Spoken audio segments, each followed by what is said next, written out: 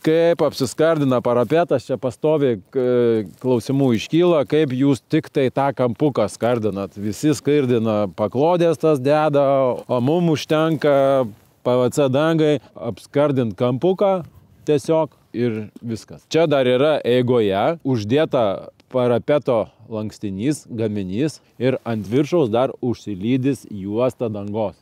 Juosta dangos užsilydys ir taip užsibaigs ir mes matysime tik tai iš fasado 8 cm gražią skardinę juostelę. Architekto buvo užduotis, kad būtų lygiai su apdaila. Kaip ir langai lygiai su apdaila stiklas, taip ir parapetas negali būti išsikišęs. Tokius sprendimus priėmėm, kad būtų ir ventiliacija, fasado lentelės žemiau negu parapetas prisipjauna ir taip išsidirba viską. Visi mazgai yra suderinti su architektu, kad architektūra derėtų su techniniais sprendimais. Parapeto storį nulėmė apšiltinimo storis iš principo. Tai čia mes turim mūrinį parapetą, tai mūro storis, plus yra apšiltinimas iš vidaus, apšiltinimas iš išorės. Tik tai dar, kadangi čia yra ventiliuojamas fasadas, tai jisai būna šiek tiek didesnis, kad pilnai uždengtų tą visą ventiliuojamą karkasą. Šiuo atveju mes jį turim šiek tiek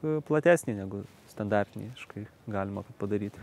Tai šita medžiaga, jinai iš principo, kurią matote plokštumose, jinai yra armuota. Kampuose naudojama šiek tiek, jeigu matosi ten kitokios nearmuota medžiaga, šita vieta yra iš nearmuotos padaryta, jinai galima ją išformuoti pagal kampą. Su PVC danga nėra nieko čia ypatingo, nieko sunkaus, viskas yra apsidirba, visi kampai, visi stoglangiai, jokių problemų nebūna niekada. Jinai yra lanksti, jinai gali būti visur stačiais kampais, ta prasme, tai yra dėl to ir taip estetiškai gražiau atrodo. Jeigu bituminė danga, tai jinai negali būti vidinis kampas status.